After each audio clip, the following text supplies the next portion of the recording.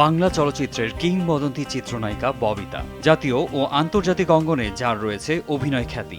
আসল নাম Farida Akter poppy. Cinema জগতে ববিতা নামেই দর্শক মনে গেঁথে আছেন তিনি।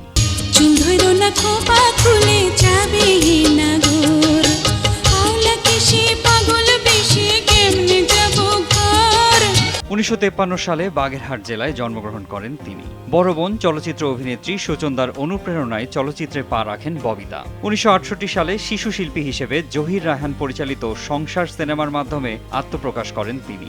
চলচ্চিত্র জগতে তার প্রাথমিক নাম ছিল সুবর্ণা। জহির রায়হানের জলতে সুরজ কি নিচে সিনেমাতে অভিনয় করতে গিয়েই তার নাম হয়ে যায় ববিতা।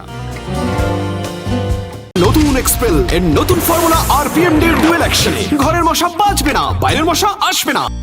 1969 সালে নায়িকা হিসেবে আত্মপ্রকাশ করেন ববিতা। জহির রায়হানের টাকা আনা পাই, নজরুল ইসলামের স্বরলিপিতে অভিনয় করে প্রশংসা কুড়িয়েছেন তিনি। খ্যাতি অর্জন করেন আন্তর্জাতিক অঙ্গনেও। সত্যজিৎ রায়ের অশনি সংকেত সিনেমায় অভিনয় করে আন্তর্জাতিক অঙ্গনে নিজের অবস্থান তৈরি করেছেন তিনি।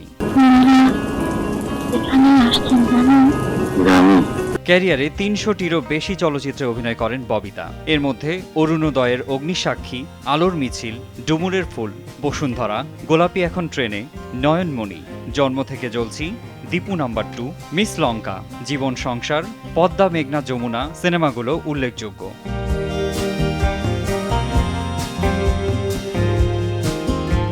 1975 সালে জাতীয় চলচ্চিত্র পুরস্কার প্রবর্তনের পর টানা 3 বার শ্রেষ্ঠ অভিনেত্রীর পুরস্কার জেতেন তিনি।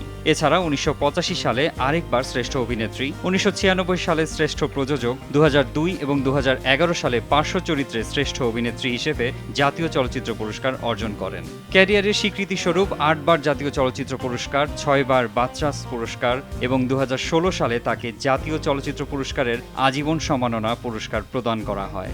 অশনি সংকেত ছবিটা করাতে পৃথিবীর বিভিন্ন বড় বড় ফেস্টিভ্যালগুলোতে আমি পার্টিসিপেট করেছি, গেছি। 30 জুলাই আজকের দিনে পৃথিবীর আলো দেখেছেন চিরসবুজ এই নায়িকা। জীবনের 71 বসন্ত পেরিয়ে 72-এ পা রাখলেও আজও ববিতা অমলিন সিনেমার প্রেমীদের হৃদয়ে। বাংলা চলচ্চিত্রের জীবন্ত কিংবদন্তি এই অভিনেত্রীকে RTVর পক্ষ থেকে শুভেচ্ছা। শুভ জন্মদিন ববিতা।